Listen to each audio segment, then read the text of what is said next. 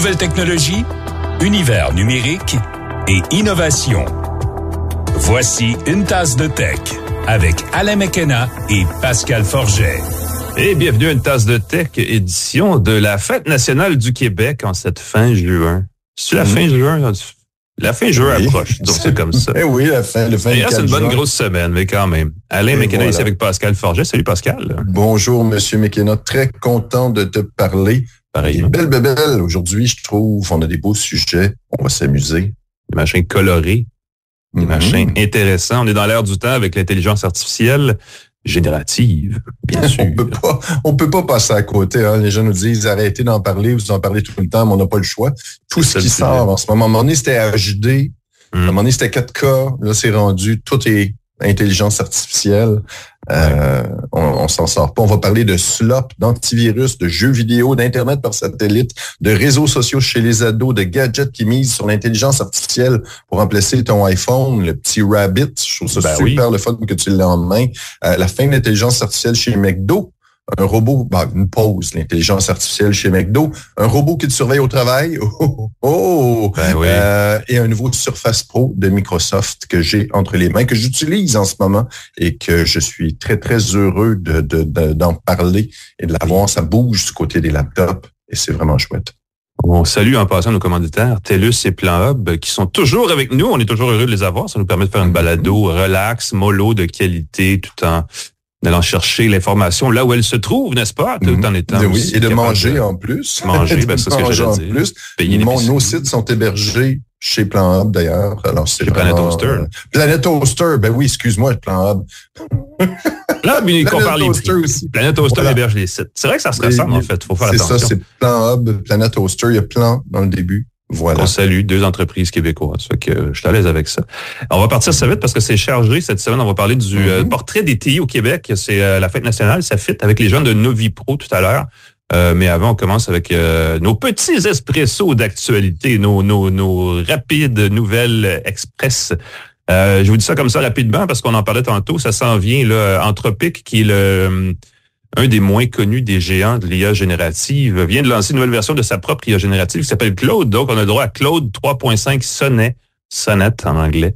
On dit que cette version-là de Claude, qui est essentiellement un chat GPT, pour ceux qui la connaissent, là, qui fait un peu l'équivalent, serait plus performant que GPT-4o chez OpenAI, qui est un peu l'espèce de référence du moment là dans ce créneau-là, dans certains types d'applications. Le problème, c'est que les métriques, les calculs par rapport à ça ne disent pas exactement de quelles applications il est question, mais ce que ça signale, c'est que ça va vite et ça continue d'aller vite dans le développement de ces outils-là, ces larges modèles de langage, ces LLM, qui sont très en demande, n'est-ce pas, et qui suscitent toutes les espèces d'attentes qu'on peut imaginer pour l'intelligence artificielle. Donc, d'une saison à l'autre, ça évolue. C'est pas malin, il y en a toujours des nouvelles. Donc, effectivement, on vit une époque formidable. Ceux qui s'intéressent, vous pouvez comparer. Je regardais l'autre jour le Washington Post, ça fait un comparatif assez intéressant des différentes IA génératives. Et de toutes celles qu'on connaît, celle qui est la plus satisfaisante aux yeux du Washington Post, c'était Perplexity, qui se présente sous forme d'une application qu'on installe sur son téléphone et qui remplace essentiellement Google comme moteur de recherche. Vous pouvez l'essayer, c'est quand même assez intéressant, Perplexity. C'est une des plus fun. C'est pas la plus récente. Claude 3.5 Sonnet l'est, la plus récente, mais bref, vous voyez que ça bouge beaucoup. Oui. Moi, j'ai l'impression que ça va être un peu, dans quelques années, un peu comme les antivirus qui vont tous être très, très, très similaires. Une semaine, il y en a un qui est légèrement plus performant, l'autre semaine, c'est l'autre, mais ça bouge tellement vite que c'est dur de dire, là, arrêtez tout, abandonnez ChatGPT puis aller vers Perplexity, parce que probablement que la semaine prochaine, nouveau modèle, ça va être comme ça va changer ça. Très, très drôle comment ça va bouger au cours des prochaines semaines. Puis justement, je voulais parler d'un truc amusant quand on parle d'intelligence artificielle. Souvent, on parle d'hallucination de l'intelligence artificielle. On se dit l'intelligence artificielle génère des choses, m'invente une biographie que j'ai été roi de France. C'est de l'hallucination. Les chercheurs écossais qui proposent plutôt de parler de bullshit, carrément, de conneries, parce que l'intelligence artificielle elle fait ce qu'elle est supposée de faire. Donc, c'est pas autant les hallucinations, c'est vraiment que, comme c'est un modèle statistique, c'est tout à fait normal qu'elle dise des niaiseries de temps en temps, basées sur des probabilités. S'il y a une personne sur Internet qui a dit que 2 + 2 = 5, ça se peut que ChatGPT le régurgite à un moment donné. Et je trouvais ça très intéressant, cette façon de voir les choses. Il y a un texte sur le site de l'agence Science Presse qui discute en français de ça. ChatGPT n'hallucine pas, il dit des conneries. Et à partir de maintenant, quand je vais parler d'hallucination, l'intelligence artificielle, je pense que je vais plutôt dire... des bêtises au moins. Des bêtises ou des bullshit, c'est des erreurs, en fait. C'est qu'on a trouvé un mot qui est vaguement marketing, là, qui fait un peu, qui adoucit le fait que l'intelligence artificielle générative, effectivement, fait des boulettes. Ça brasse aux États-Unis, on pourra en parler régulièrement, parce qu'on commence de plus en plus à bannir plein de trucs chez nos voisins du Sud, des trucs qui sont liés souvent à la Chine. Dans ce cas-ci, c'est en lien avec la Russie. C'est la société de sécurité informatique Kaspersky qui est critiquée depuis longtemps, parce qu'elle est établie en Russie, là, qui va devoir cesser de vendre son logiciel antivirus aux États-Unis à la fin juin ou au début juillet, en tout cas dans les prochaines semaines, et devra cesser toute mise à jour de ces logiciels actuellement en service aux États-Unis à la fin de l'été, début septembre. Pour les gens qui ont un antivirus sur leur ordinateur personnel, qui est un antivirus Kaspersky, surveillez ça. Les États-Unis s'inquiètent que la Russie aurait, un peu comme la Chine avec les marques chinoises, là, pourrait accéder à des données sur l'utilisation que les internautes américains font des logiciels Kaspersky. Donc, ça brasse dans le marché de l'antivirus. Il y a McAfee aussi qui était dans l'eau chaude il y a un petit bout de temps. Et clairement, ces gens-là sont dans un monde parallèle. Puis, ça amène à ça. Je sais pas, je veux dire ceci, et je veux pas dire une énormité, mais je n'ai pas installé un antivirus sur ordinateur depuis des années. Il suffit de faire attention. Je pense qu'il y a une question d'hygiène numérique qui permet de compenser pour le fait que ces bien sûr, mais je me permets de clarifier probablement que tu laisses t'activer et tu n'installes pas d'antivirus parce que dans les systèmes Windows, entre autres, tu as j'allais dire exactement. Dans Windows, il y a l'aspect de sécurité qui fait le gros de la job déjà par défaut sans avoir à payer. Et qui est intégré et qui est fantastique. Et pour se démarquer, ce que Kaspersky et d'autres entreprises, ils offrent souvent des gestionnaires de mots de passe, ils offrent des options de sécurité plus avancées, ils offrent des choses, mais l'antivirus de base est intégré dans votre système. Exact. Si vous avez un ordinateur Windows mis à jour régulièrement, et ça c'est important. Defender est là, fait le travail. Puis moi non plus, j'ai pas installé de logiciel externe, sauf pour des essais. Mais je trouve que ça fait tellement bien le travail, Defender. On a moins besoin de payer. Oui. En plus, c'est les versions payantes, c'est les versions de base de Kaspersky et compagnie, font pas grand-chose, sont très dérangeantes, je trouve. Defender fait ça gratis. Donc, voilà. C'est pour ça que j'ai pas installé d'antivirus depuis des années dans mon ordinateur, moi aussi. Bingo. Parle-nous de TikTok, Pascal. Oui. Tu dis ça, tu sais que ma tension monte. Personnelle, oui, sur TikTok. Ça marche dans une phrase, ça. Pay my debt, c'est une nouvelle tendance sur TikTok. C'est ne m'envoyez pas d'argent, mais cliquez sur cette vidéo, car j'ai des dettes, car il faut que je paie mes études, car je n'arrive pas à payer. Mon Dieu. L'influence par pitié. Wow. C'est tellement triste d'en être rendu là, de voir TikTok comme porte de sortie pour ses problèmes financiers. On est tellement dans une économie de l'attention que c'est important maintenant de trouver des causes extrêmement égoïstes, je trouve. Encore une fois, je dis pas qu'il n'y a pas des gens qui sont dans la misère, qui ont des vraies situations, mais d'avoir à faire le clown sur TikTok, de faire des vidéos, puis de demander aux gens de non, ne m'envoyez pas d'argent, mais cliquez. Il semble que les gens, là, ça clique, puis là, c'est comme l'argent sort de nulle part. Là, les gens ont des revenus de TikTok. Et on rappelle qu'au Canada, tu n'as pas de revenus de TikTok, là. Exact. Ça, c'est très drôle. Là. Il y a beaucoup, puis évidemment, tu cherches revenus sur TikTok au Canada, tu as des centaines de vidéos sur TikTok qui vont dire comment faire des revenus sur TikTok au Canada. Évidemment, ça va proposer toutes sortes de stratagèmes douteux qui les vont gens de changer. TikTok ont un petit budget marketing qu'ils distribuent aux gens qu'ils aiment bien. Et voilà. On l'a dit l'autre jour, c'est facile. Créer un réseau social demain matin, on le fait, Pascal, c'est facile. On crée des millions de comptes robotisés qui suivent et qui likent. On donne un petit peu d'argent à certaines personnes bien visibles et pouf, on a un réseau social qui va attirer les gens. Puis c'est tellement facile avec TikTok, entre autres, de justement pousser. On a découvert qu'il y avait un petit bouton qui permettait de mettre de l'avant des gens qui créaient du contenu. Alors là, ça crée un engouement. Ça fait que cette personne-là a des milliers d'abonnés. Là, ça lui donne envie de créer plus de contenu. Mais là, la semaine suivante, tu pousses quelqu'un d'autre. Il y a quelque chose de totalement... pour moi, c'est une loterie, là. Le vrai talent sur TikTok, j'ai de la difficulté à y croire. Qu'est-ce qui est différent? Il y a une Choupette, une Québécoise, là, qui, paraît-il, fait des fureurs sur TikTok. Je sais un autre monde. Non, exactement. Il y a l'intérêt de vidéos comme ça. Parlant d'autres mondes, l'Internet par satellite, Pascal, c'est un gros truc. Starlink, on les connaît, le service d'Internet par satellite de SpaceX, qui est associé de très près, n'est-ce pas, à Elon Musk, offre depuis longtemps au Canada, depuis longtemps, ça fait comme 1 an ou 2, la fameuse antenne récepteur satellite pour avoir l'Internet à la maison par le réseau satellite Starlink, qui est un réseau qui se veut international, qui est quand même assez ambitieux comme projet.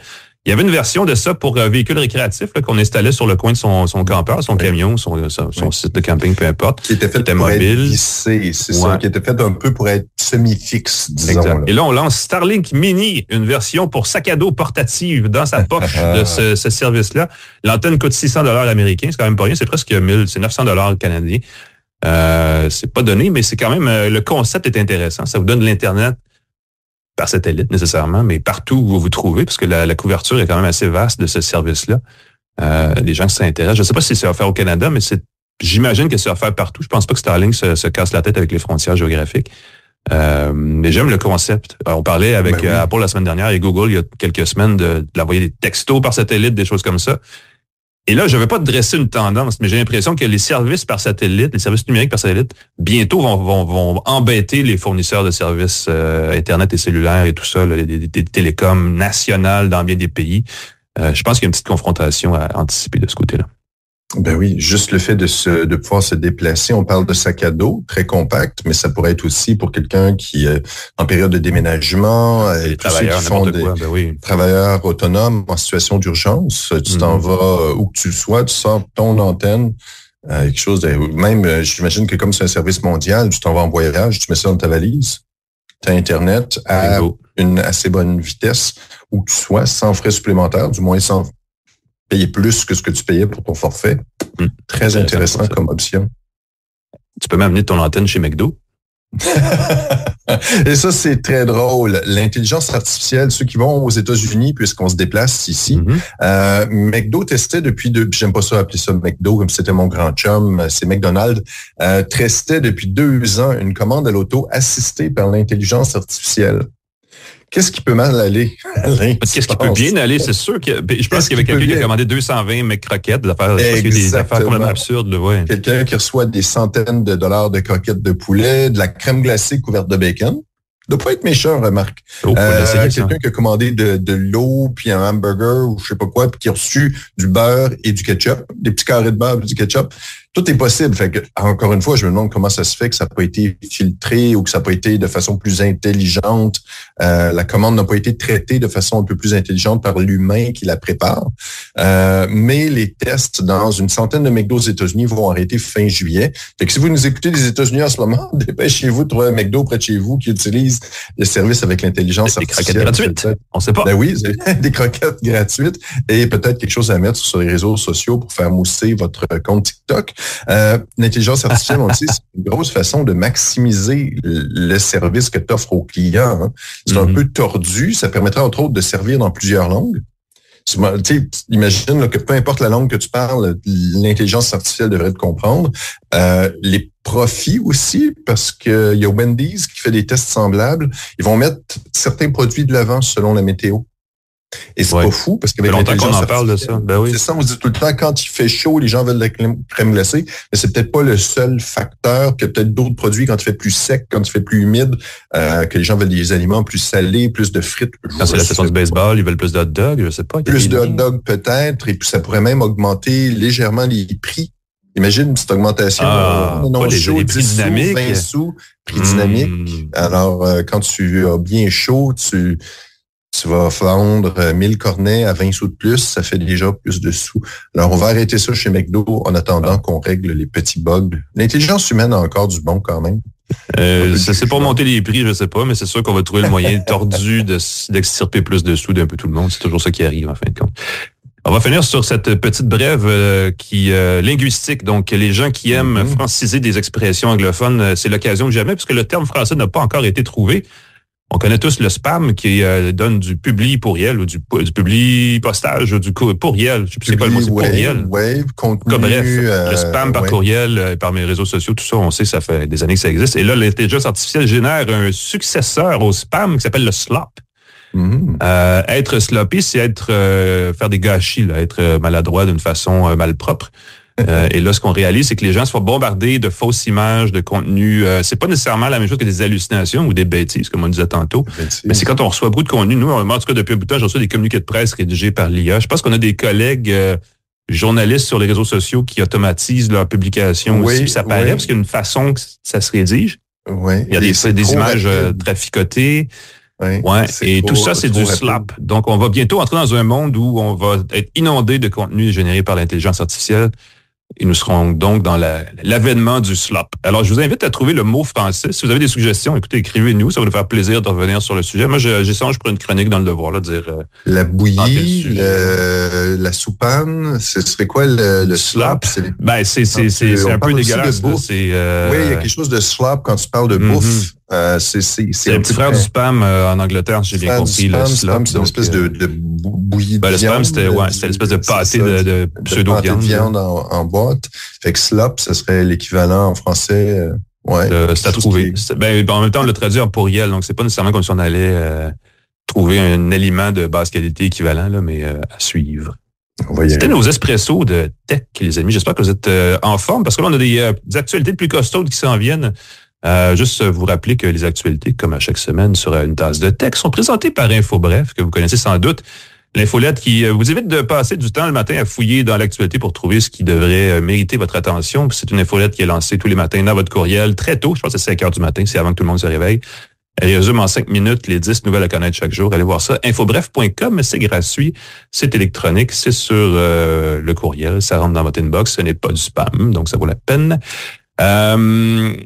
On en parlait un petit peu, c'est un sujet toujours très chaud, les fameux réseaux sociaux. Qu'en fait-on quand on a moins de 18 ans? On en a parlé. La Chine a des règles incroyables où les enfants ne peuvent pas jouer à des jeux vidéo parce que c'est bloqué à des heures, à des moments de la semaine, de la journée, ainsi de suite. C'est un peu plus difficile dans des démocraties avec des espèces de super normes autocrates comme celle-là. Mais on s'essaie aux États-Unis. L'État de New York vient d'adopter une législation qui vise à protéger les enfants des réseaux sociaux. C'est la gouverneure de New York, Kathy Hochul, qui a signé 2 projets de loi, en fait. Il y a le Stop Addictive Feed Exploitation, SAFE, for Kids, donc pour les enfants, qui exige le consentement parental pour que les sociétés de médias sociaux utilisent les algorithmes addictifs sur les utilisateurs de moins de 18 ans. Donc, les TikTok et Instagram de ce monde devront demander l'autorisation des parents pour dire nous allons bientôt rendre vos enfants zombies sur leur téléphone. Êtes-vous d'accord, oui ou non? Je pense que la réponse, c'est tout indiqué, n'est-ce pas? Et il y a aussi la loi sur la protection des données des enfants qui limiterait la collecte des données sur les mineurs pour restreindre la vente ensuite de ces informations-là. Je ne sais pas à quel point ça ressemble au fameux projet de protection des renseignements personnels que le gouvernement est en train de mettre en place au Québec, qui a aussi des dispositions sur, justement, vous pouvez pas juste mettre tout ça dans votre valise et partir, il faut le consentement des internautes et plein de choses. Dans ce cas-ci, on dit, des enfants, ça prendrait le consentement des parents, donc faites attention. Il y a aussi une interdiction qui serait imposée sur les alertes poussées entre minuit et 6 heures du matin. Laisser les gens dormir en paix. C'est une très bonne idée. Des fois, je me fais réveiller par les pouis ou les bouts des enfants qui oublient de fermer leur téléphone. Donc, je ne serais pas contre ça non plus. Ça devrait être entre 9 et 8 heures. Il n'y a pas de raison que ce soit entre minuit. Les enfants qui se couchent à minuit, il me semble, c'est triste, là. C'est... Ce qui est un peu absurde, c'est que on doit en arriver là avec des lois, alors que ça fait longtemps qu'on en discute et qu'on le sait, sauf qu'on est nous aussi, en tant qu'adultes, accros à ces affaires-là, donc il faut vraiment combattre. C'est comme une cigarette, mais qui n'a pas de limite d'âge. C'est un peu fou, en fait. Voilà. Évidemment, du côté des réseaux sociaux, on dit que ça soutient une approche inconstitutionnelle, une limite. Évidemment, on vous laisse deviner comment on peut jouer la carte de la libre expression et tout ça. Mais ça prend, à un moment donné, ça prend des mesures. Je pense qu'on est rendu là. J'ai hâte de voir comment ça va s'installer puis comment ça va être adopté là-bas. À suivre, n'est-ce pas? Ah bon. De toute façon, le pire qui peut arriver, c'est qu'on va mettre un robot dans votre bureau qui va vous surveiller ou dans votre maison qui va vous surveiller. Comme c'est en train d'être essayé dans des places de lieux de travail. Là. C'est un peu fou, ça. Oui, j'ai vu cette nouvelle-là. C'est le robot Virbrix d'une compagnie ontarienne qui s'appelle Global DWS qui travaille sur une espèce de robot qui va remplacer les patrons qui faisaient le tour des bureaux. Tu sais, les usines, là, t'avais tout le temps le contremaître qui regardait si tout le monde travaillait égal et tout. Puis dans les bureaux, t'avais tout le temps le patron qui faisait sa petite marche pour s'assurer que personne jouait à des mineurs ou au solitaire dans son ordinateur au lieu de travailler. Ben là, avec le robot Virbrix, c'est un petit robot qui est pas très joli. J'avoue qu'au niveau du design, je m'attendais à quelque chose de beaucoup plus élégant, quelque chose de beaucoup moins... Écoute, ça a l'air d'un gros bloc carré avec une espèce de boule dessus. Ça pourrait plus être un paratonnerre ou une grosse poubelle sur roue. Là. C'est pas très beau.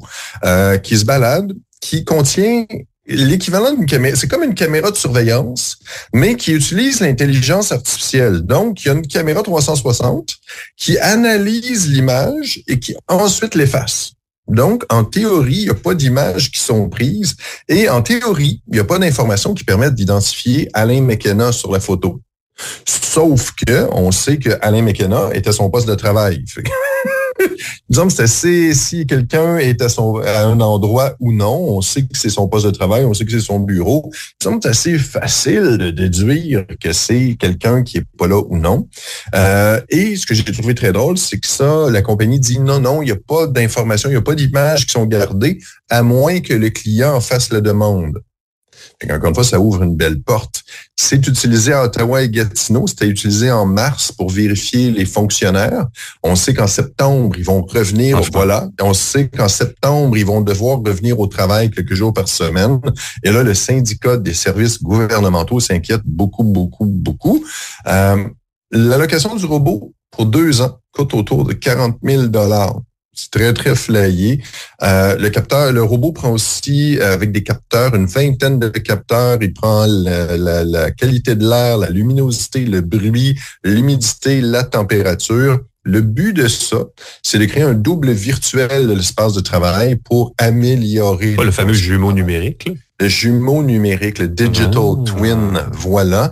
Et il y a quelque chose que je trouve correct là-dedans, dans le sens où on a, avec le télétravail, on a ce besoin-là de réorganiser ou de repenser les espaces de travail pour que on a une rotation d'employés. On a des fois une journée 200 personnes, une journée on en a 50, une journée on en a 20. Il y a peut-être une transition qui se fait là, quand on est passé des rangées de bureaux aux cubicules, aux espaces. Ouais. Il y a quelque chose qui va falloir se faire comme ça.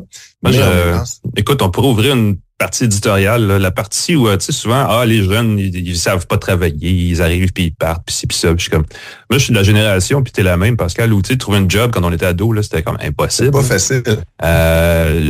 S'ils ont le luxe, n'est-ce pas, de choisir leur job, de travailler au niveau d'effort qu'ils peuvent. Les jeunes actuels, comme tous les jeunes avant, vont être motivés si c'est intéressant pour eux. Donc, si vous offrez pas des outils de travail, l'intelligence artificielle devrait pas être un outil de répression, pour forcer les gens, devrait être un outil qui les amène à travailler plus efficacement, qui leur donne le goût de travailler. Là, le problème, c'est qu'on s'en va dans l'autre direction, parce que c'est donc plus facile pour un patron d'encadrer de façon négative que d'offrir les bons outils. Puis moi, ça m'embête. Juste le fait d'offrir aux employés des mauvais laptops. Quand tu as un meilleur laptop à la maison. Oui, des vieux téléphones inutiles, des iPhone 3, qui veut ça en 2024? Exactement. Fait qu'il y a quelque chose qu'on peut s'arranger un entre-deux, payer une partie, donner un budget aux employés, laisser-leur trouver l'appareil qui leur convient. Il y a moyen de travailler comme ça. C'est très fou parce que ce que ça fait, c'est que tu as sûrement vu la nouvelle avec la Wells Fargo, la banque Wells Fargo, qui a mis à pied les employés, qui utilisait un dispositif qui simulait des clics et des mouvements de la souris. Ben oui, t'achètes ça sur Amazon pour 10$. Et voilà, c'est ce que là, l'entreprise dit, on va surveiller nos employés, s'assurer qu'ils sont bien à leur poste de travail puis ils bougent. Puis il semble que le gouvernement utilisait aussi des capteurs infrarouges pour s'assurer que les gens étaient à leur poste de travail. Aïe. Quand tu utilises des méthodes comme ça, c'est quoi la relation que tu as avec tes employés? C'est quoi la confiance que tu as avec tes employés? Voilà. Puis à partir de là, je peux comprendre qu'un employé dise, écoute, moi, tu me dis quoi faire, je vais le faire comme je veux, où je veux. Si je vais être en sous-vêtements chez moi, si je peux, évidemment pas avec si je rencontre des clients comme ça, c'est un peu gênant. Ouais, travail de programmation. Il y a une question de contexte, oui, puis de circonstances. C'est ça. Mais si je livre du contenu, puis le besoin de, encore une fois, tout le monde a son niveau de socialisation, puis il y a des gens qu'il faut qu'on se voit en personne. J'ai eu ma vie pendant des années, des meetings qu'il fallait faire en personne, parce qu'il fallait être en personne pour avoir Mais moi, je bouffais une demi-journée pour une réunion d'une demi-heure, puis ça me tuait, là. Exact. Il y a toutes sortes d'employés, il y a toutes sortes de patrons. Si les patrons, souvent, on a tendance à penser que les patrons sont parfaits et compétents, alors que les employés le sont moins, mais c'est ça. Je suis certain que la répartition est équivalente, là. Ouais, c'est ça, mais quand tu as des processus de travail, je donne des formations en entreprise, j'en entends des vertes et des pas mûres. Quand tu as des processus qui sont basés sur la validation, puis sur le processus, il faut faire ça de même au lieu de réinventer, au lieu de signer au contexte. Signer des documents. Il y a des entreprises qui continuent de faire signer des documents qui impriment, ils signent le document à la main, le scannent puis le remettent dans le système. Imagine le temps qui est bouffé au lieu de répondre au courriel, oui, j'accepte les conditions de votre contrat. Voilà. C'est assez fou. Bravo les robots. Ben oui, c'est ça. Bonne tabouère. On en parlait tantôt, puis je vais étoffer un peu sur la conversation, parce que là, les États-Unis veulent aussi interdire une autre affaire chinoise, les drones de la compagnie DJI. Et là, c'est le fun, parce que là, c'est un peu trop transparent comme approche, parce que ce qu'on sent, c'est qu'on est un peu jaloux d'avoir un fabricant de drones chinois qui connaît autant de succès à l'international et qu'on n'a pas un drone, ou en tout cas un fabricant de drones de marque américaine, là, qui aurait le même genre de succès commercial. Et là, il y a un projet au niveau du gouvernement américain de bannir les drones DJI qui s'appelle Countering CCP Drones Act, qui était inclus, en fait, c'est ça le problème, c'est qu'il était inclus dans un projet de loi plus large sur le financement militaire. Et s'il y a deux choses qu'on peut pas toucher aux États-Unis, c'est la religion et l'armée. Donc, on sent que ça va passer. Et c'est souvent comme ça qu'on passe en douce des trucs qui font pas nécessairement l'unanimité, là. On a des préoccupations aux États-Unis à l'effet que l'espionnage chinois et la domination de DJI poseraient un problème de sécurité nationale. Les drones DJI sont vraiment chouettes. On en a parlé ici dans les derniers épisodes, il y a un petit bout de temps. C'est impressionnant. Ils ont effectivement une avance. À 1 kilomètre de distance, un petit drone à $1,500. Il faisait des photos magnifiques en 4K, hyper stabilisées. Vous pouvez imaginer qu'on imagine que ça peut facilement aider à espionner ses voisins, des choses comme ça. Donc, effectivement, il y a un enjeu là, de responsabilité citoyenne, civique, appelez ça comme vous voulez, mais est-ce qu'on peut arriver jusqu'à en faire un outil d'espionnage pour le gouvernement chinois? Évidemment, on peut spéculer de toutes les façons, parce qu'on dit c'est une technologie d'une entreprise qui nécessairement est toujours proche du gouvernement chinois, parce que toutes les entreprises chinoises, forcément, doivent respecter la loi chinoise. Qui est là-dessus, on s'en sort pas. Le gouvernement peut demander à tout moment de soutirer des données de ces entreprises-là pour ses propres fins. On est dans une situation géopolitique d'affrontement entre la Chine et les États-Unis partout, tout le temps, dans tout. Donc, forcément, là-dessus aussi. C'est un peu la même logique pour les antivirus Kaspersky.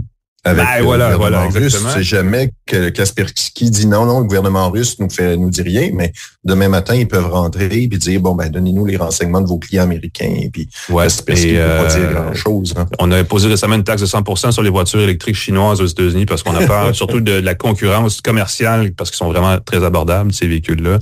Donc, on a clairement une position de moins en moins tenable. Dans le cas de DJI, il n'y a aucune preuve que les drones DJI servent à espionner qui que ce soit de cette façon-là en ce moment aux États-Unis ou même chez nous, en fait.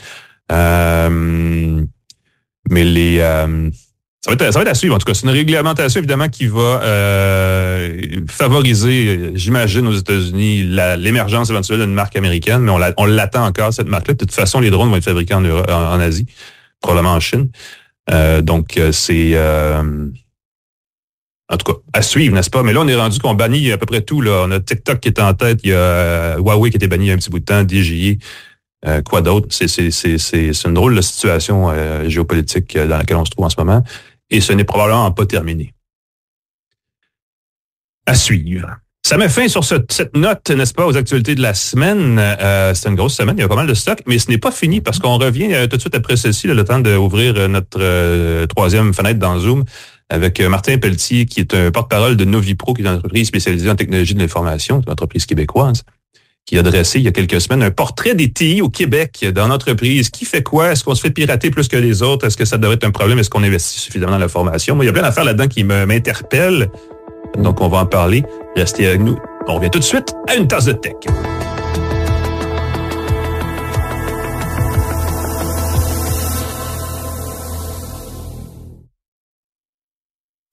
De retour à Une tasse de tech avec Alain Mekena et Pascal Forget. Bienvenue à Une tasse de tech. On va parler des choses sérieuses en deuxième segment de balado parce que on va parler du portrait des TI au Québec.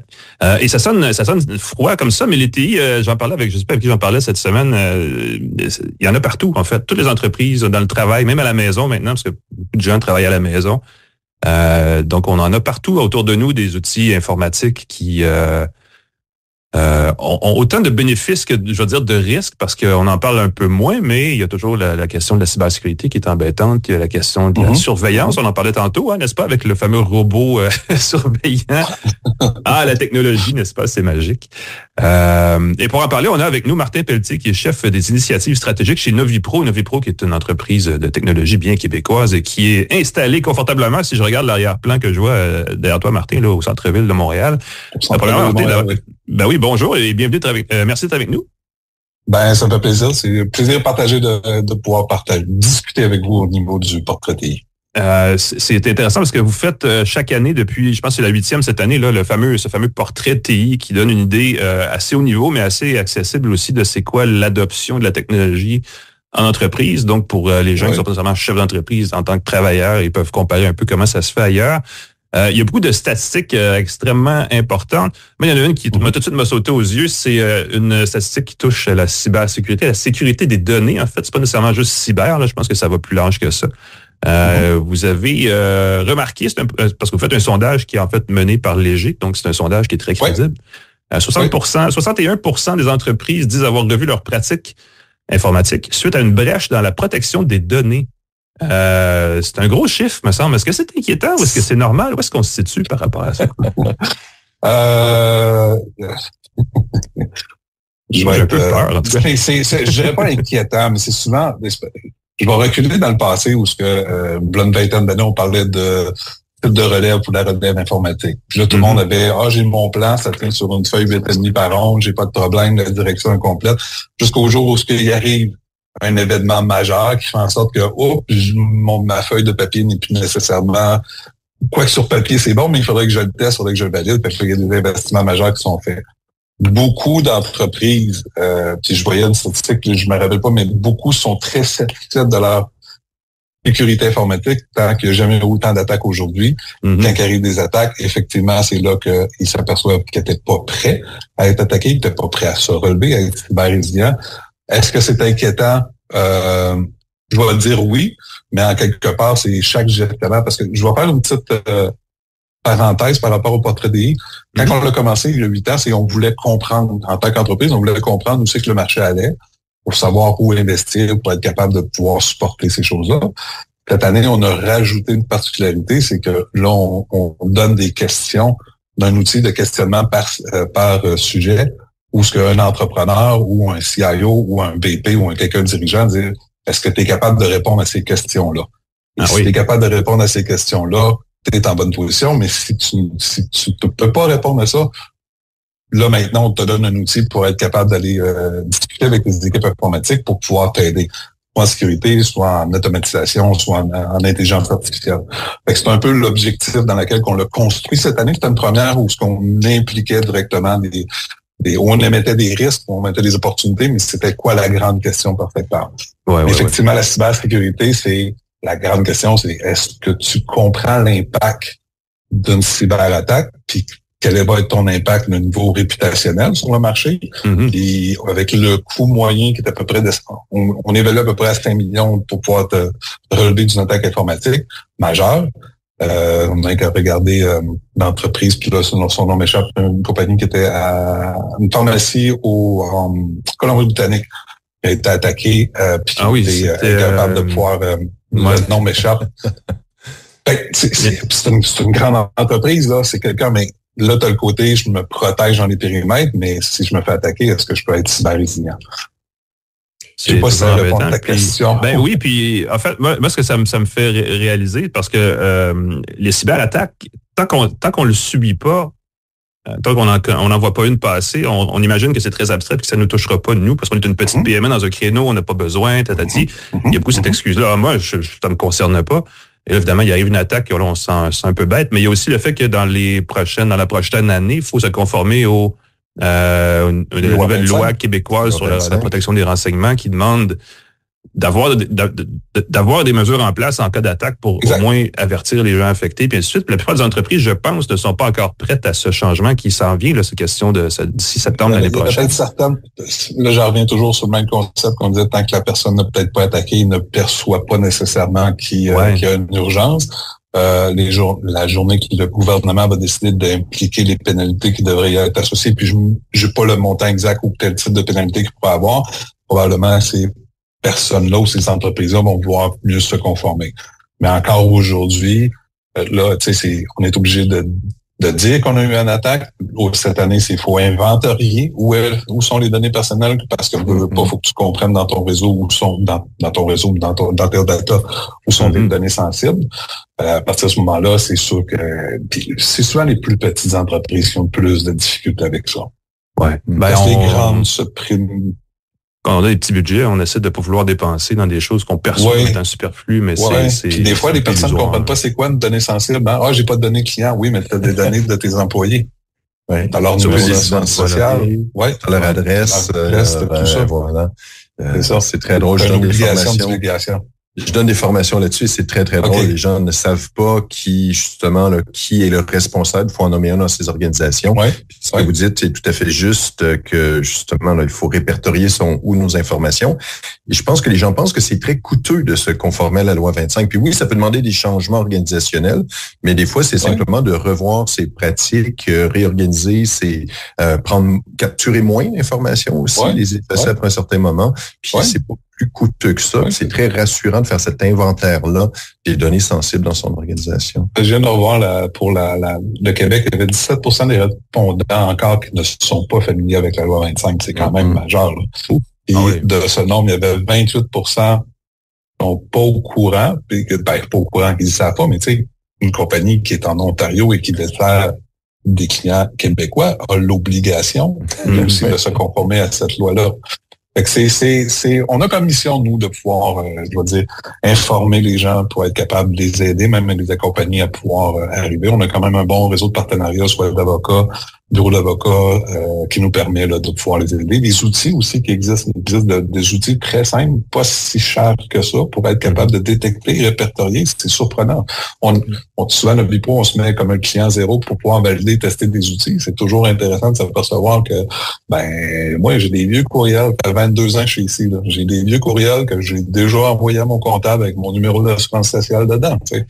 C'est ça c'est ça que tu découvres. Mais là, 20 ans, on se posait même pas la question. On parlait pas de ces choses effectivement de la même façon. Le projet de loi 25, pour finir là-dessus, je pense que c'était mis en place en 3 étapes et il y a une espèce de petite feuille de route pour les gens qui ont pas encore commencé. Il y a moyen de suivre la feuille de route. Le gouvernement se veut à la fois sévère et conciliant, c'est-à-dire qu'on sait éventuellement va serrer la vis, puis on réalise que ça prend du temps à mettre les choses en place. Donc, les entreprises et les gens qui sont en entreprise qui se posent la question, il n'est pas trop tard pour commencer, puis c'est pas un si lourd fardeau de se conformer. C'est juste qu'il faut le faire. Parlant de ça, je sais pas si c'est en lien avec ça, mais une autre donnée dans votre sondage que je trouvais intéressante, que je trouvais le fun, parce qu'on est un petit peu dans un climat de morosité, entre autres, parce qu'on entend beaucoup parler de coupures, entre autres dans le jeu vidéo, mais ailleurs aussi, c'est qu'il y a des entreprises, il y a beaucoup d'entreprises qui veulent réinvestir en TI dans la prochaine année. 80%, je pense, des gens qui ont répondu à votre sondage disent ça. Est-ce qu'on sait quel genre d'investissement qui est prévu? Est-ce qu'on parle juste de se rééquiper en matériel ou il y a aussi de l'embauche? Les investissements, c'est souvent large au niveau informatique. Là, c'est tout ce qu'il y a au niveau des TI. Ce qu'on voit, c'est un cycle, hein, parce qu'on avait vu, il y avait le plus gros creux, c'était l'année passée. Mais un peu normal, tu sais, c'est post-pandémie. Il y a eu beaucoup d'investissements. La première en pandémie, parce que là, les entreprises devaient s'adapter. L'an passé, ce qu'on percevait surtout, c'était, il y avait une morosité au niveau de l'économie. Les taux d'inflation qui n'arrêtaient pas d'augmenter. Il y a plein de choses qui faisaient en sorte qu'on est une récession qui s'en vient ou pas. Il y avait on perçoit qu'elle n'a pas de l'air à vouloir arriver ou je suis pas spécialiste ou je ne veux pas projeter quoi que ce soit, mais les indices cette année, quand on l'a, puis je me rappelle la première fois que j'avais parlé par rapport à cette année, j'annonçais, ça se peut que le gouvernement fédéral baisse son taux directeur en juin. Puis là, ils l'ont baissé. Fait que tu vois un peu que les entreprises sont peut-être dire, OK, c'est beau, c'est le temps, je peux m'embarquer. Il y a plein de programmes aussi au niveau gouvernemental pour tout ce qui est Scale AI, je crois, le programme pour accompagner les entreprises dans l'intelligence artificielle. Fait que tu vois qu'il y a un début de quelque chose là, qui revient. Mais ça, c'est souvent, c'est parfait que tu vas t'achètes pas tout ton parc informatique à tous les, tu sais, des cycles normalement de 36 à 48 mois. Mais des projets majeurs, nous, de notre côté, chez NoviPro, on en perçoit beaucoup, là, surtout dans la modernisation au niveau des manufacturiers. Ben, c'est intéressant parce que j'étais avec des gens chez Intel, entre autres, chez les fabricants d'ordinateurs personnels dans les dernières semaines, où on parle beaucoup du AI PC, le PC IA qu'on veut pousser, parce qu'on s'est rendu compte que pendant la pandémie, il s'est vendu des PC comme jamais, parce que tout le monde s'équipait d'un laptop pour travailler de la maison. Oui. Et là, on se dit, on veut continuer sur cette croissance. Puis ils poussent, ce qui semble beaucoup être un push marketing, parce que des PC IA, pour l'instant, c'est un concept. Est-ce que, je sais pas si votre sondage permet de savoir ça, mais est-ce qu'on pense qu'on va s'équiper en ce genre de matériel-là, ou on parle de plus d'équipements plus large pour l'infrastructure? Aujourd'hui, je te dirais, puis ça avance tellement vite, là, par rapport à quand on a fait le sondage versus aujourd'hui, versus le marché, ce qu'on voit, c'est que quand on a fait le sondage, il n'y avait pas tant, tu sais, je vais au niveau de AI générative. AI générative, c'est ça, effectivement. Là, on voit que la majorité des vendeurs, des producteurs de logiciels vont avoir des plateformes Gen AI. SAP va en donner, Oracle va en donner, Copilot avec Microsoft va le faire, Siri et Apple qui vont, Apple et Siri, en tout cas, peu importe, qui vont être avec ChatGPT dans la version 18. Fait qu'on voit que les entreprises vont, OK, je vais avoir plein d'outils pour pouvoir m'aider. Là où probablement les entreprises vont vouloir aller, puis ça, je vois aller des entreprises qui sont un peu plus gros avec des systèmes hétérogènes, où il y a plein de systèmes, mais là, il y a des plateformes probablement qui vont vouloir aller à cette place-là. La seule chose qu'il faut que les entreprises fassent, parce que je sais pas de vous rappeler, quand il y a eu l'événement du cloud, c'était le champ des signes, tout allait tout régler, ça allait coûter pas cher, et effectivement, combien d'entreprises se sont jetées les yeux fermés, puis de revenir parce que ça coûtait beaucoup plus cher ou ils avaient mal fait leur transformation. C'est la même chose qui risque avec le AI, c'est juste de bien partir parce que faut que tu contrôles, gouvernes ta donnée, faut que tu comprennes c'est quoi ta donnée, parce que à qui tu vas la donner aussi pour avoir les profils. Mais les entreprises vont avoir à se conformer parce que c'est rendu vraiment incontournable. Ouais. Je ne sais pas si je vais faire plaisir à Pascal en parlant de ça, mais une partie de l'investissement, à mon avis, devrait aller à la formation des gens. Et j'ai toujours l'impression qu'on sous-investit dans la formation pas nécessairement juste des spécialistes en technologie en entreprise, mais des gens autour qui utilisent des outils, en fait. Et souvent, c'est un problème. Est-ce qu'on voit ça? Est-ce qu'on voit une reprise de l'investissement en formation, ne serait-ce que pour utiliser le ChatGPT comme du monde? Mais même à ça, sensibiliser les gens à comment que la machine fonctionne. Tu jases avec ChatGPT, tu lui donnes, tu nourris la bête à chaque fois que tu lui mets de l'information. Combien ta donnée est garantie ou sécurisée? On n'arrive pas à ça. Puis surtout, quand on s'aperçoit, puis là, j'avais entendu dire la rumeur que le Gen AI qu'on a aujourd'hui est si fonctionnel, c'est parce que des Microsoft de ce monde, ils se sont sourcés, puis des Google de ce monde se sont sourcés de toutes les informations, les traces qu'on laisse directement sur leur site ou en utilisant leur outil. Fait que oui, la formation, puis sérieusement, genre même formation pour ça, mais formation pour la cybersécurité, les premiers jalons, ce que tu veux mettre, tu veux te protéger, c'est d'informer les gens, de faire des campagnes de phishing ou en tout cas différentes choses qu'on peut faire pour pouvoir entraîner puis mettre l'automatisme de ces personnes-là à dire sois vigilant quand tu ouvres un courriel parce que c'est marqué Martin.Pelletier, mais là, il y a juste un L, il manque un T, puis c'est pas .com, c'est .io. Il y a un moment donné, c'est des habitués à avoir cette pratique-là. Ça vient même que d'avoir une bonne sécurité, une bonne hygiène informatique. Encore aujourd'hui, les entreprises ont encore de la misère à mettre leur rustine, là, je vais dire le mot patching oui, c'est le fait d'avoir utilisé la rustine. On ne l'utilise pas souvent, celui-là. Moi non plus, je me surprends d'avoir ça et de me dire, hey, t'as utilisé ça. Fait que, tu sais, juste ça, c'est des choses très simples, mais ça va avec la sensibilisation, la formation, faire comprendre aux gens. Puis c'est pas, je l'ai fait au début de janvier. C'est continuel, c'est perpétuel, il faut le faire. Il y a j'ai une dernière question. Moi, je sais pas, Pascal, si tu as le goût de jaser après ça, mais il y a un élément dans le sondage, je vous dis qu'il y a la plupart des gens se méfient des équipes TI au sein des entreprises. Ça m'a fait penser, il y a une série sur, je sais plus si c'est Disney ou Apple TV ou quoi, qui s'appelle Silo, là, qui est basée sur des livres où essentiellement des gens qui vivent dans un lieu clos, un silo souterrain. Sont dirigés par des, je vais pas dire des forces occultes, mais on se rend compte à la fin, puis là, je vais voler un punch un peu, que c'est essentiellement les TI qui dirigent tout, là. Tu viens de je l'ai pas vu encore. Je dis ça très grossièrement. Inquiète-toi pas, il y a plein de rebondissements et inattendus tout le long. Ça va être une bonne série malgré tout. Mais très bonne des fois, l'entreprise, on a un peu cette impression-là qu'on se fait diriger par l'outil, dans le sens où les gens de TI nous imposent des paramètres. Fait, mais là, je peux pas faire mon travail comme il faut. Est-ce qu'on peut faire ça? Qu'est-ce qui cause cette méfiance-là? Est-ce que c'est une incompréhension? Qu'est-ce qui fait que les gens se méfient? Il y a les grandes entreprises, je veux dire, la majorité des entreprises, je veux peser mes mots parce que je veux pas blesser personne. Les entreprises qui comprennent que les technologies ont un acquis, pas un acquis, mais un plus pour eux pour atteindre leur plan stratégique dans la croissance de l'entreprise, les impliquer avec dès le départ, en faisant partie de l'équipe pour la stratégie, c'est eux qui gagnent le plus. J'en connais quelques-unes qui ont fait des miracles en termes de technologie d'information parce que les gens de TI étaient respectés. Certains pensent que c'est un mal nécessaire. Ça, c'est un problème. Puis souvent, quand tu as une mauvaise perception, c'est qui la première gang? Tu sais, tu as une mauvaise perception, mais un moindre petit bobo t'appelle le département informatique pour venir t'aider. Mais c'est souvent la perception que c'est un mal nécessaire, c'est un coût et j'en vois pas le retour sur l'investissement. Et c'est beau ce que je vais prêcher de ma paroisse, mais moi, chaque entreprise ou chaque client que nous avons qui utilise des technologies ou l'équipe technologique à des fins stratégiques pour la croissance d'entreprise en sortent gagnants. Puis ils vont plus vite au marché, ils sont plus rapides. Parce qu'il y a souvent, là, t'as l'inverse, t'as le bien-pensant qui va dire « Ah, j'ai pensé à quelque chose de bon », puis il arrive à son département technologique, là, « Wow, attends un peu, là, t'as pas pensé à ça, t'as pas fait ci, t'as pas ça, la sécurité là-dedans, c'est des process. » Puis là, tu viens une lourdeur. Tu sais, le cloud, c'est le même. « Ah, c'est trop lourd avec mon TI, je vais aller dans le cloud tout seul. » Tu sais, ça va aller plus vite. C'est ça. C'est pas ça. C'est pour ça qu'il faut que tu les impliques. Oui, c'est l'exemple que super malin. L'exemple que moi j'ai vu, c'est qu'il y avait le serveur interne qui était lent. Fait que les gens sauvegardaient leurs documents sur Google Drive, Fait que là, tu avais des données de l'entreprise qui étaient stockées dans des Google Drive personnels des employés.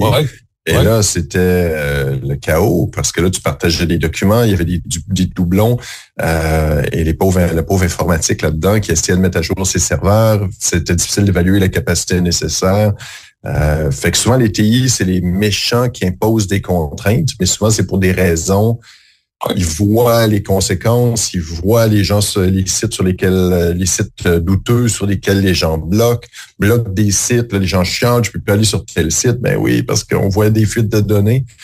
Tu as toujours, comme tu dis, la communication qui va être super importante, d'impliquer les gens.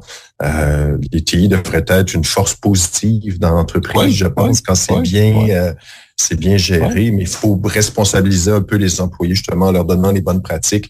C'est là que la formation, Alain. Je prêche pour la paroisse, la formation. C'est là que la formation va sensibiliser les gens à pourquoi on a ces petites contraintes-là, ce clic de plus-là qu'il faut faire pour s'authentifier. C'est pour des raisons de sécurité. Puis ils comprennent, à partir de là, ça devient un mal nécessaire. Voyons ça comme ça. Je vais rajouter la formation communication. Exactement. Je me rappelle pas, je pense, cette semaine ou 2 semaines, j'avais vu encore les passwords les plus utilisés, encore les 1, 2, 3, puis soleil, puis bonjour, puis j'étais comme, tabarouette, qu'est-ce que vous avez pas compris? C'est effectivement la base. J'allais faire un petit clin d'œil à Claude Saucier qui tire sa révérence, qui animait à une autre époque Téléservice et qui a amené Roch et Balzaray à faire un clip excellent, évidemment une parodie très cocasse, où essentiellement il demandait « Est-ce que l'ordinateur est notre ami? » Et là, en groupe, tout le monde s'exclamait « L'ordinateur est notre ami! » Puis c'est à une époque où c'était encore des ordinateurs avec des grosses boîtes beige assez moches, qu'on voyait souvent un peu partout. Il n'est pas méchant, même pas un tout petit peu. Exactement. Donc voilà, ça a marqué une génération et je pense qu'on est encore un peu à ce stade-là. Mais l'ordinateur est notre ami s'il est bien utilisé, j'imagine, Martin. Oui. Est-ce qu'on peut faire le même gag avec l'intelligence artificielle ou est-ce qu'il faut plus s'en méfier? Bonne question. C'est une chance. Non, mais le gouvernement, avec sa prochaine loi, là, la C27, puis je veux pas, si je me trompe dans le chiffre, là, il va quand même pouvoir amener justement une éthique au niveau d'utilisation du AI parce que tout le bon côté gentil, j'imagine qu'il y a un dark, l'autre côté, que c'est pas avoir le tout mauvais du mauvais que ça pourrait engendrer. Là. Ouais. Je suis pas un amateur de dark web, là, mais je suis sûr qu'un chat GPT dark, en quelque part, qui permet de faire des choses. Non, mais c'est ça. Moi, il y en a plusieurs, parce que tu as les modèles officiels et encadrés. N'importe qui, avec les modèles ouverts, peuvent le prendre, le détourner, l'entraîner avec des données, les données qu'ils veulent. Donc, des bonnes données, des moins bonnes données, des données volées, des données piratées. Et voilà, ils ont un modèle très performant pour du piratage, par exemple. Pour, ça se télécharge, c'est 5 gigaoctets, un modèle de langage élargi, et ça, c'est open source. Donc oui, c'est gratuit, téléchargeable, et ensuite modifiable à loisir. Mais en même temps, moi, personnellement, je suis un amateur depuis les premiers jours, mais quelle accélération que ça te permet d'avoir, encore avec la dernière version, je faisais une documentation technique de 450 pages, puis je partais une discussion juste pour tester l'application, puis de moi l'architecture type, que je veux du haute disponibilité avec la relève et blablabla, il me sort l'architecture type, là, j'en pose pas, puis là, une année, tu peux me donner la page exacte à laquelle que tu es allé prendre cette donnée-là, puis là, il me sort la page 113. Je regarde la page 113, les données sont là. C'est comme, OK, je me suis pas tapé un livre technique de 450 pages que j'avais juste une portion de questions à aller chercher qui me permettait de faire mon deck pour être capable de l'expliquer pourquoi l'automatisation et l'orchestration, c'était important. 15 minutes. 15 minutes. Il y a des bénéfices, c'est évident. Fait que c'est fou. Il faut que ce soit, je pense que tu le disais tantôt, que ce soit bien encadré. Et il y a une politique fédérale qui s'en vient, mais les entreprises aussi. Les organisations devraient toutes avoir une politique d'utilisation, parce que quelqu'un qui utilise ChatGPT au bureau s'en rend peut-être pas compte, mais il y a peut-être des informations qui sont délicates, qui sont soudainement rendues disponibles. Ah ouais, c'est ça le portrait des TI, les amis, c'est vraiment fascinant. Il y en a beaucoup à dire. On aurait pu jaser encore plus parce que l'IA, clairement, est un phénomène qui est riche en questionnement, mais je pense qu'on a fait un bon premier point de contact. Ce sera le fun de garder nous au courant s'il y a des nouveaux rapports comme ça. On trouve ça intéressant. On pourra revenir.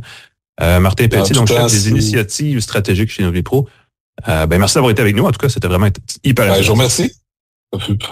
Merci beaucoup. Communication et on prend la session. Exactement. On prend aussi une mini-pause parce qu'on va chercher nos gadgets de la semaine et on revient rester avec nous à une tasse de tech.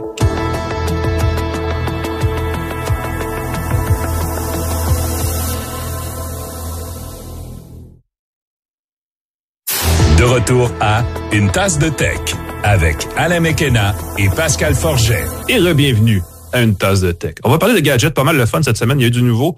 Alors, on va commencer avec toi, Pascal, parce que tu nous fais entrer dans l'ère du PC IA et plus encore dans l'ère du PC copilote, parce que ça, c'est la grosse affaire de Microsoft, qui est pas du tout du marketing. Non. C'est pas...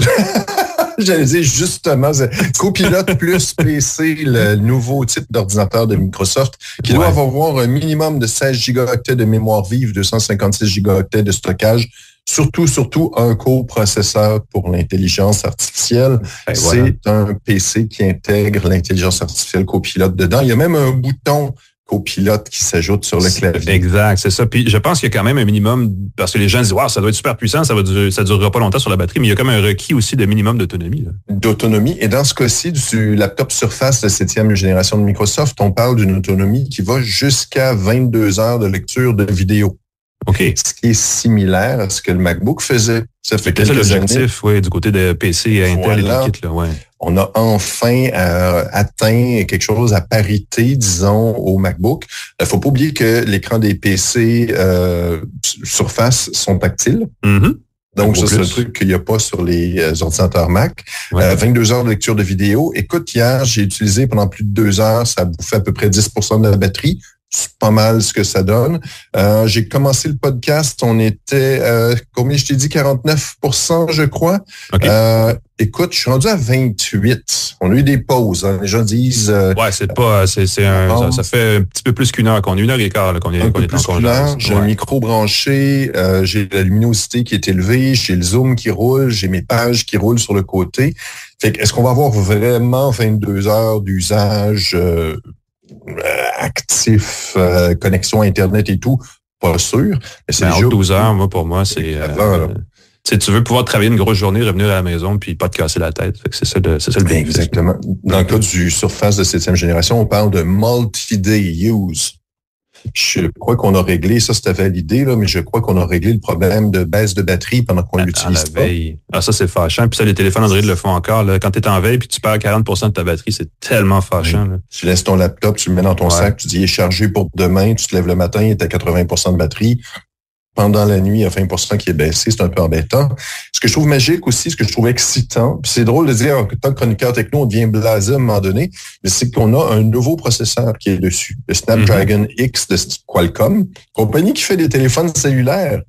Ça irrite les Intel de ce monde sans bon sens, ce nouveau processeur. AMD, il y a quelque chose qui frappe fort ici. La puce utilise une architecture ARM optimisée pour l'efficacité. Elle est capable de performance, mais à la base, elle est conçue pour l'efficacité. C'est ce qui permet, entre autres, d'améliorer. Puis c'est le même processus, la même architecture sur les ordinateurs d'Apple, les MacBooks. C'est ça qui a fait ce gain d'autonomie-là assez importante. J'ai mentionné l'écran tactile, le bouton dédié copilote. Pour l'instant, l'intelligence artificielle est optimisée pour l'anglais. Il y a certaines fonctions, entre autres, ça va sûrement se mettre à jour rapidement, là, mais en ce moment, par exemple, Paint, je l'ai ouvert et j'ai pas vu l'option qui permet de t'assister pendant tes dessins. Il a fallu que je redémarre en anglais. Et là, c'est peut-être juste une question, encore une fois, de mise à jour. Office fait la même chose. Office 365 d'intégration de copilote, même ça fait des mois qu'on en parle. Rentre pas en français encore, ouais. Oui, et va encore donner parfois des réponses en anglais, même si on les pose en français. Je le répète souvent dans le podcast, mais je donne des formations là-dessus. Puis là, tu donnes un cours en français, puis d'un coup, puis pop une réponse en anglais, ça arrive encore régulièrement. Fait que dans Paint, tu peux dessiner quelque chose avec des bonhommes allumettes, puis il va te le bonifier. Ouais. Le bonifier avec l'intelligence artificielle. Il y a l'option de sous-titres en temps réel que je n'ai pas réussi à faire fonctionner encore. Tout ce qui roule, on peut le sous-titrer automatiquement. Je crois qu'en redémarrant et en faisant une mise à jour, ça vient d'apparaître. L'autre option, des options de webcam pour être beau et à son meilleur. En ce moment, j'ai activé le suivi des yeux ou flou derrière. Voilà. C'est l'intelligence artificielle qui gère ça. Il y a des mises à jour, encore une fois, depuis que je l'ai installé. Là, il a été lancé officiellement le 18. Nous sommes le 21 au moment où je vous parle. Écoute, je vais t'arrêter. Le suivi des yeux, tu as l'air de regarder une petite affaire en dessous de la caméra. Est-ce que c'est fait exprès? Écoute, c'est ça que ça fait, là? Ici, bonne question. En ce moment, je regarde, ceux qui nous regardent sur YouTube, en ce moment, je regarde vraiment l'œil de la webcam. Si je regarde un peu à gauche, écoute, je l'ai peut-être pas activé. Non, mais il y a des moments. Non, sérieusement, si je suis ton visage, tes yeux restent toujours sur le même point, une petite affaire en dessous, puis quand ça décroche, ça fait comme cloc.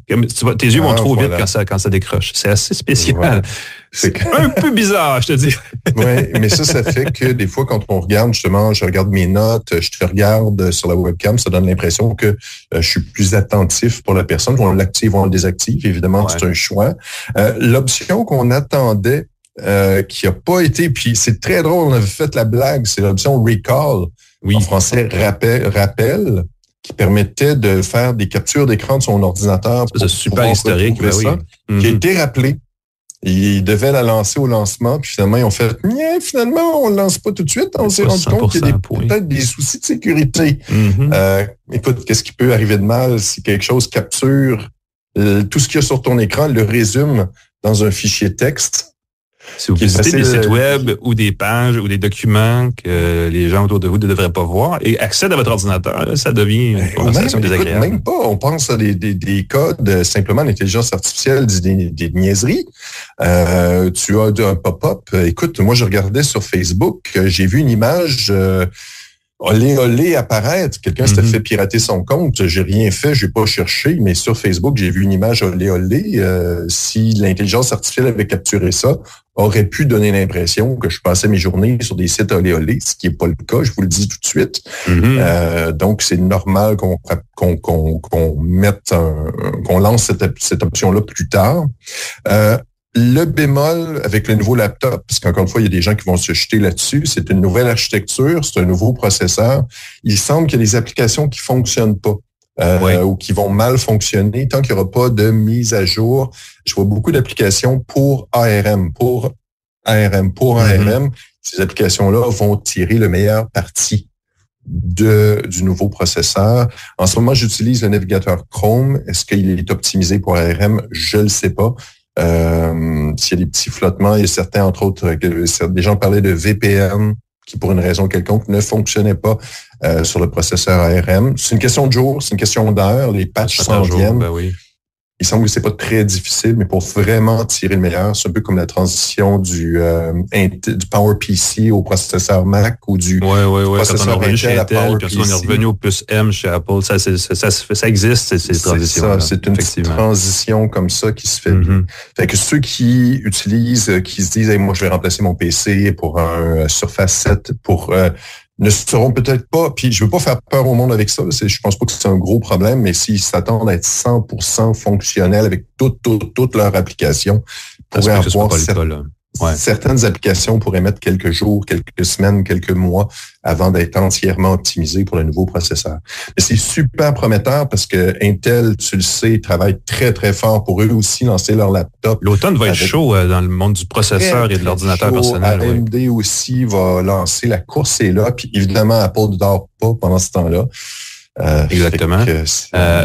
On va revenir là-dessus parce que moi, c'est la première chose qui m'a impressionné et je l'ai pas encore ouvert, c'est la boîte. J'ai le Surface Pro, la tablette 11e génération qui a été présentée au même moment que ton laptop, le Surface Laptop, qui lui, je pense, est rendu à sa 7e génération, si je me trompe pas. Oui, 7e génération dans mon cas. Donc, on pourra aussi revenir sur ça une autre fois prochainement. Parce que oui, on le dit à la blague, mais c'est vrai, les PC copilotes, c'est une marque, ça va devenir un truc. Ça va être écrit sur les boîtes des fabricants, pas seulement Microsoft, là, mais il y a 6 ou 7 fabricants qui sont partenaires de Microsoft là-dedans.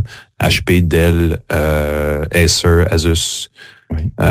J'aurais tendance à dire Lenovo, mais je suis pas certain. Je me rappelle pas de toutes les marques, là. MSI. Ils sont une gang, en tout cas. Ça va être un bon feeling que tout le monde va s'y mettre à un moment donné. Et puis, au pire, ce ne sera pas des laptops moins puissants, mais ils auront tout simplement pas cette certification-là, Copilot Plus, ce branding-là.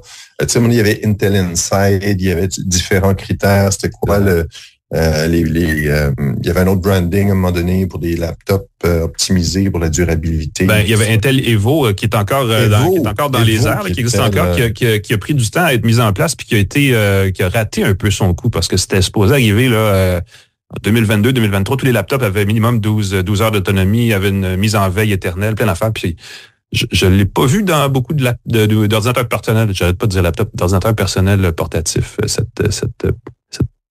ce standard-là, je sais même pas ce protocole, je sais pas c'est quoi, mais cette recommandation, bref. Mais bon, est-ce que le Surface Laptop 7, on l'achète? Qu'est-ce qu'on fait avec cette belle machine-là? Écoute, c'est à partir de 1449 $. Oublie pas que c'est un laptop avec 16 GB de RAM minimum, avec 256 GB de stockage minimum. Comparez ça au Apple. Les laptops, le MacBook d'Apple. Ben oui. Le modèle de base est peut-être moins cher, mais dès que vous ajoutez le 16 GB de RAM et le 256 GB de stockage, ça monte plus élevé. L'écran est tactile, très, très cool. Le clavier est offert en français si on veut. On peut l'avoir en canadien français avec les accents. Ceux qui veulent avoir les accents sur le clavier, c'est possible. Moi, la version que j'ai, c'est la version costaud, 15 pouces de diagonale, 32 GB de RAM, 1 TB de stockage. On monte à 2940. Oh, quand même. Ce qui fait sursauter, mais encore une fois, si tu compares un ordinateur de l'équivalent du côté MacBook, similaire, l'autonomie va s'ajuster, je crois. On a jusqu'à 22 heures de vidéo en lecture, ce qui est très impressionnant. En tout cas, c'est rare là, d'être avec un laptop. J'entends pas le ventilateur fonctionner. C'était mon autre question que j'ai oublié de te demander, parce que les processeurs ARM ont tendance à être à mieux dissiper la chaleur, en tout cas avoir une architecture qui permet de justement mieux dissiper la chaleur, donc pas de ventilateur ou très peu de ventilateur fonctionnel. Je suis très sensible à ça quand je travaille. J'ai pas entendu le ventilateur et très peu de gens rapportent qu'il y a démarré, sauf qu'il y en a un. Ça fait qu'il y a une petite insécurité au niveau du design. Ils se disent, on va mettre un ventilateur au cas où ça surchauffe. Apple a choisi de ne pas en mettre. Ils ont confiance dans leur architecture que ça cramera pas. J'ai bien hâte de voir. En tout cas, pour l'instant, j'ai pas entendu de souffle de ventilateur. Très, très belle machine. Ceux qui se demandent de quoi ça a l'air, je l'utilise en ce moment. C'est la webcam du Surface que j'utilise en ce moment de 7e génération. C'est pas le modèle qui se détache. Le clavier se détache pas, faut faire attention. Faut pas imaginer qu'en forçant fort, ça va se détacher. C'est pas une bonne chose à faire. Fait que si vous cherchez un nouveau laptop, ça peut être une belle option. La chose qui arrive, c'est comme tu dis, l'été va être chaud, pas juste au niveau de la température, mais aussi au niveau des nouveaux laptops. Puis encore une fois, il faut attendre ceux qui veulent rester du côté Mac. Mais c'est plus, comment je te dirais, je serais pas porté à dire, prends un MacBook, casse-toi pas les nettes. ça devient le fun, là, de se dire, wow, on peut pas arriver avec un choix unique parce qu'on sait que Dell va arriver avec un PC moins cher, qu'HP va arriver avec quelque chose de peu plus élégant. Il y a un spectre là, qui devient assez intéressant, effectivement. Ça va être très, très le fun là, de se reparler dans 3 mois, voir qu'est-ce qu'Apple va offrir en réplique, puis tout ce qui va être lancé du côté AMD, du côté Intel, pour d'autres modèles avec d'autres prix, d'autres caractéristiques. C'est une super belle machine. Puis comme je te dis, ça fait longtemps que j'ai pas été excité comme ça d'avoir un nouveau laptop. Il y a toujours ça de gagner. Excellent. Oui.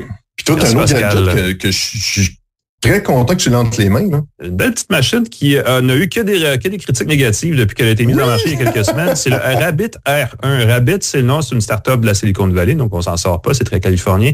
C'est un jeune homme asiatique qui a lancé ça, qui est présentement critiqué de toutes parts parce qu'on pense que c'est peut-être une arnaque, Rabbit, parce qu'ils ont eu de l'argent et pour financer des NFT à une autre époque, ils ont mis ça plein à leur poche et ils n'ont pas remboursé les gens après que les NFT se soient écrasés, donc ça fait sourciller beaucoup de gens. Là, ce qu'on a mis en marché, ce qu'on a promis, et c'était un peu dans la foulée du AI PIN d'une compagnie qui s'appelait Humane, qui était des anciens ingénieurs d'Apple qui voulaient lancer une nouvelle patente qui devait remplacer le téléphone cellulaire avec une interface vocale, surtout basée sur l'intelligence artificielle générative. Le R1 se veut à peu près la même chose. Ça se veut un appareil qui remplace le téléphone intelligent, mais qui arrive à faire les mêmes fonctions de base, commençons comme ça, à partir d'une commande vocale. C'est un appareil qui coûte vraiment moins cher qu'un téléphone. Il est vendu 275 $, c'est 199 $ américains, ce qui, quand même, vu le bidule, est pas mal cher malgré tout. Il pourrait être comme 100 $ que les gens critiqueraient probablement moins le produit. Ça combine une commande vocale, donc, à une intelligence artificielle conversationnelle avec une interface web qui permet d'aller chercher ensuite du contenu qu'on génère sur l'appareil ailleurs, parce que l'appareil comme tel n'est pas vraiment fait pour naviguer ou quoi que ce soit. Il y a un petit écran très basique qui est couleur, mais qui est surtout utilisé de façon monochrome, qui permet de voir le petit lapin quand il est prêt à nous écouter, qui donne l'heure, qui affiche un peu d'informations, qui offre aussi certains réglages qu'on peut aller chercher. Évidemment, tout ça est en anglais. Là, on est encore très, très au début de cette affaire-là. L'appareil comme tel tient dans la main, pas plus haut qu'un jeu de cartes. Il y a une molette qu'on tourne pour aller de haut en bas, défiler les menus. Il y a un petit haut-parleur à l'arrière qui fait du bruit aussi. Et sur le coin supérieur droit, il y a une petite caméra sur cylindre qui pivote vers l'avant ou vers l'arrière selon qu'on veut prendre une photo d'un objet ou se prendre en photo soi-même. Et c'est pas pour faire des selfies, c'est vraiment pour aller chercher de l'information sur un objet. Vois-tu cet appareil? Qu'est-ce que c'est? Qu'est-ce que ça fait? Et ainsi de suite. Je lui ai demandé j'ai pris une photo de la télé alors que je regardais un match de soccer de l'Euro. Et je pense que c'était le Portugal. Et il m'a effectivement produit une information sur l'Euro. Ça, j'étais assez agréablement surpris. L'appareil comme tel, quand je dis qu'il veut remplacer un téléphone cellulaire, c'est qu'il est livré avec un port USB et juste à côté une fente pour carte micro SIM. Donc, vraiment, il est fait pour fonctionner sur le réseau cellulaire. Donc, indépendamment d'un téléphone, il ne se jumelle pas à un téléphone, il se connecte au réseau. Évidemment, si vous l'utilisez strictement par Wi-Fi, il est beaucoup moins mobile parce qu'il faut avoir un réseau, il faut l'avoir paramétré. Et il est capricieux sur les connexions Wi-Fi. J'ai pas réussi à le connecter en point d'accès sur un téléphone personnel. Donc, faire un point d'accès sur son téléphone ne fonctionne pas. J'ai pas exactement compris pourquoi. Mais bon, l'appareil comme tel, donc petit écran tactile, se connecte à le site, le Rabbit Hole. On fait des jeux de mots avec les lapins partout dans cette entreprise-là. Le trou de lapin. Ben oui, c'est ça. Et sur ce terrier, n'est-ce pas, on va configurer les services auxquels on veut accéder naturellement et vocalement sur l'appareil. Il y en a pas beaucoup. Il y a Uber, il y a Apple Music ou Spotify, il y a DoorDash et il y a Midjourney. Ça, c'est les 4 services de base. C'est un peu pêle-mêle. On peut lui demander de jouer de la musique. On peut se connecter à un appareil par Bluetooth pour avoir une meilleure qualité sonore que le petit haut-parleur weird qui est en arrière du boîtier. On peut donc jouer de la musique. On peut demander à DoorDash de nous livrer la nourriture. On peut demander à Uber de venir nous chercher pour nous amener quelque part. Et Midjourney permet de générer des images à partir de ce qui nous passe en tête. Là, on lui demande un truc, elle le génère et l'image se trouve ensuite sur l'interface web où on peut la télécharger en plus grande résolution que sur le petit écran de l'appareil.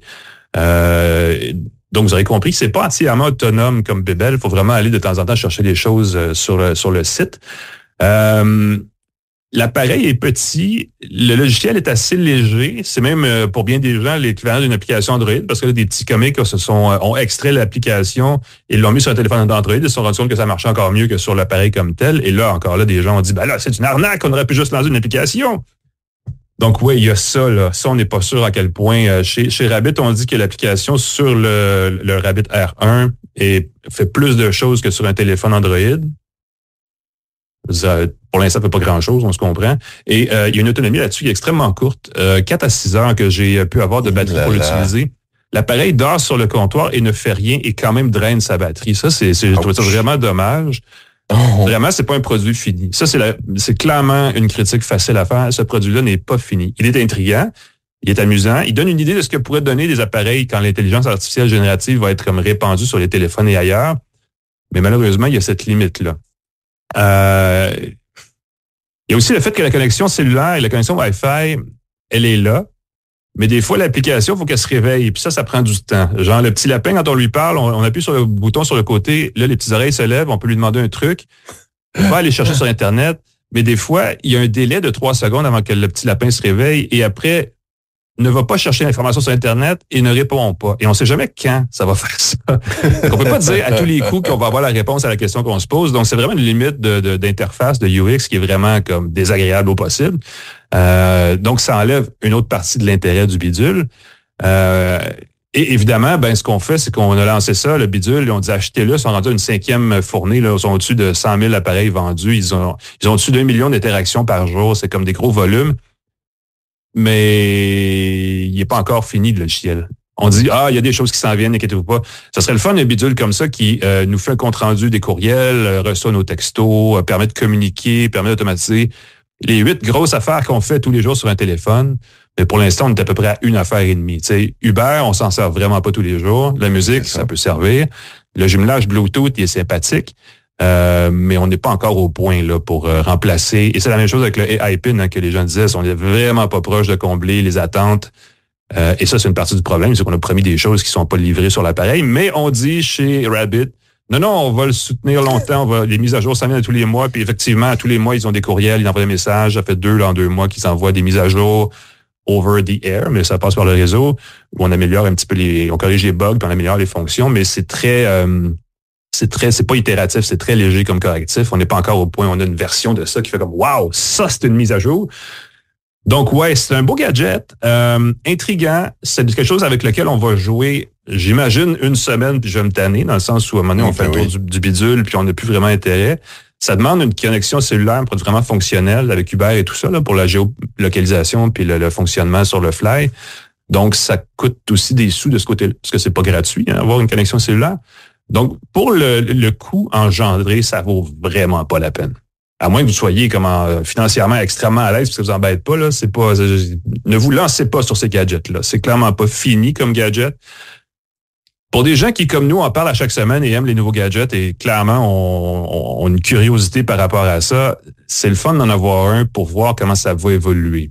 Donc, je suis curieux de voir comment ça va se passer dans les prochains mois, comment les mises à jour vont améliorer le bidule. Puis est-ce qu'un jour, on va arriver avec un appareil comme ça qui va me permettre de dire, j'ai laissé mon téléphone à la maison, je m'en fous, j'ai mon Rabbit. Je sais pas. J'espère, j'aimerais ça. Ce serait le fun parce qu'on parle tellement des méfaits des écrans et de la dépendance que ça provoque que ça serait une partie de la solution. Mais encore là, ça nous prendrait un portefeuille mobile là-dedans pour faire des paiements. Il y a plein d'affaires qui manquent encore. Donc, j'ai l'impression que, comme bien des gadgets dans ce genre-là, le Rabbit R2, qui va peut-être être un autre gadget qui va coûter plus cher, qui va être lancé l'année prochaine, lui va répondre à toutes les critiques et va corriger la plupart des bugs, mais ce sera une autre dépense pour les gens qui aiment acheter des gadgets. Donc, moi, je vais vous le dire, sauvez des sous, ne l'achetez pas, attendez le R2. Si jamais il arrive, ça veut dire que l'entreprise est vraiment sérieuse. Si jamais il arrive, ça veut dire que les fonctions qui manquent vont être probablement améliorées. Mais ça fait beaucoup de si. Je le trouve très optimiste parce que c'est le genre de compagnie qui pourrait très bien annoncer son R2, empocher mettre l'argent dans ses poches et mystérieusement disparaître dans la brume. C'est arrivé à plusieurs reprises. Je suis pas trop... si vous voulez vraiment bidouiller et se faire curieux, c'est sûr que le APK, le fichier applicatif derrière ça, se trouve et s'installe sur un téléphone Android. Et là, vous pourrez bidouiller puis voir un peu de quoi ça a l'air sans avoir à dépenser les 275 $. Ce qui est probablement l'option la plus logique à ce stade-ci pour satisfaire la curiosité des gens. Je dirais ça comme ça.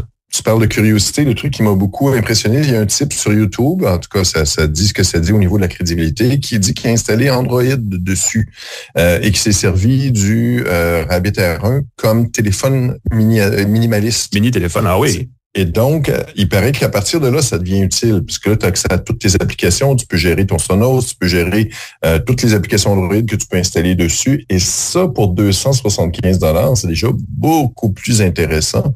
Si on rebrandait le Rabbit R1 et qu'on préinstallait l'application Rabbit dessus, là, ça pourrait devenir super intéressant d'optimiser la distribution Android dessus. À ce moment-là. Tu touches un excellent point, puis je pense que c'est quelque chose que j'aurais définitivement dû ajouter à ma chronique, mais parlons-en comme ça. Il y a une vague de téléphones minimalistes en ce moment. Il y a des lanceurs Android qui sont conçus pour être monochromes avec seulement puis il y a des téléphones qui se vendent comme tels minimalistes. Peut-être qu'au croisement de ces deux tendances-là, Rabbit va retrouver son marché. Un téléphone minimaliste commandé par la voix. C'est sûr que quelqu'un va le faire éventuellement. Est-ce que ce sera Rabbit? Je ne le sais pas, mais ce ne sera pas cet appareil-là. Ça va être un autre appareil. Ça. Au lieu de l'avoir dans sa poche, tu le poses sur le coin de ton comptoir ou tu as à ce moment-là un ami, moins de distraction. Tu peux lui poser des questions, quelle heure il est, fait une minuterie, commande un Uber. Et j'ai toujours l'impression que les gens qui ont des téléphones, tout ce qu'ils font, c'est commander des Uber puis commander de la bouffe sur Internet. C'est triste, hein? Je me dis, mais bon sang, quelle société qui se déplace plus à faire autre chose? Pas de transport en commun, il n'y a pas de tout le monde prenne des Uber puis commande de la bouffe sur Grubhub. Ils sont pas capables de se faire de la bouffe puis de se déplacer autrement qu'en Uber. Ça fait moins de voitures sur la route, on s'entend, mais c'est quand même... techniquement, Uber ajoute des voitures sur les... Fait que c'est pas la solution, mais tu as raison, c'est assez limité. Voilà, pour desservir plusieurs personnes... Mais cela dit, c'est le début de quelque chose, puis je pense que ce qu'on dit là on va avoir bientôt un appareil vendu téléphone minimaliste avec commande vocale avancée qui va vouloir remplacer les gros téléphones intelligents. Peut-être qu'on devrait le lancer nous-mêmes, Pascal, peut-être qu'on aurait comme une business à créer, mais clairement, ça s'en va vers ça. Et ça, c'est une approche. Il y en a d'autres par le minimalisme, mais les deux vont se croiser un jour, puis ça va devenir l'appareil, peut-être la prochaine génération. On parlait des PC IA tantôt. Il y a les téléphones Gen AI qui sont une grosse tendance qu'on voit venir dans les prochaines années. Même sans trop savoir ça va être quoi la forme, mais je pense que ça s'en va probablement un petit peu vers ça aussi.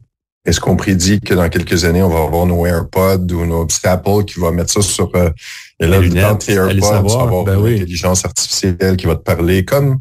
Puis on va avoir le le petit gadget dans Elle. Tellement beau film. J'ai braillé dans ce film-là. J'exprime ma sensibilité, Alain, mais on approche de quelque chose. On va y arriver dans combien de temps? Oui, tout ça ensemble, ça va donner... C'est sûr qu'on s'en va vers un nouveau paradigme, Pascal. L'auto qui vole, l'auto qui conduit tout seul, ça, c'est pour 5 ans, Alain, je te garantis. On va y arriver. On se croise les doigts. Merci. Et ça commence avec le Rabbit R1 quand même, c'est pas rien. Ça commence avec le Rabbit R1. Quand on aura le Rabbit R25, on s'en reparlera. Ce sera plus le Rabbit, ça va être le... Ce serait l'autre Tiger. Ouais. Tiger R25, là, ça va être la grosse affaire. TELUS Plan Hub, merci d'être avec nous, de nous aider à manger et tout. C23, le groupe Cogeco qui diffuse et distribue. Merci à Claude Hébert et Jean-Christophe Ouellette à la mise en onde et à la distribution du podcast. Alain Mécanon, on peut te lire partout, entre autres dans Le Devoir. Oui, monsieur. Il y a des bons papiers techno dans Le Devoir ces jours-ci. Je parle cette semaine du Rogue LIX, la console Windows 11 de poche. C'est pas une grosse poche, on se comprend. C'est pas un appareil très portatif, mais c'est comme une super Nintendo Switch plus. C'est comme un Steam Deck amélioré. C'est tout qu'un gadget. Allez lire ça, c'est dans Le Devoir. Ben, écoute, j'ai hâte que tu nous en parles à une tasse de tech aussi. On est ici aussi, on peut me lire sur pascalforget.com et on peut m'écouter le matin au 98.5 FM autour de 8h50 à l'émission. Excellente station de radio, je vous la recommande chaudement, surtout quand tu es là. En plus, c'est meilleur. Et voilà, merci. Yes. Puis on parle de techno avec Louis Lacroix. J'aime beaucoup ça. C'est très agréable. À bientôt, Alain. Ben oui, merci Pascal. À bientôt tout le monde. Bonne fête de Saint-Jean et je sais pas si on va se reparler la semaine prochaine. Je pense que oui, on devrait avoir un autre show entre la fête du Québec et celle du Canada. Mais on aura l'occasion, sinon, de se reparler au retour. Prenez soin de vous, profitez de l'été. On se reparle à une autre tasse de tech. Bye bye tout le monde.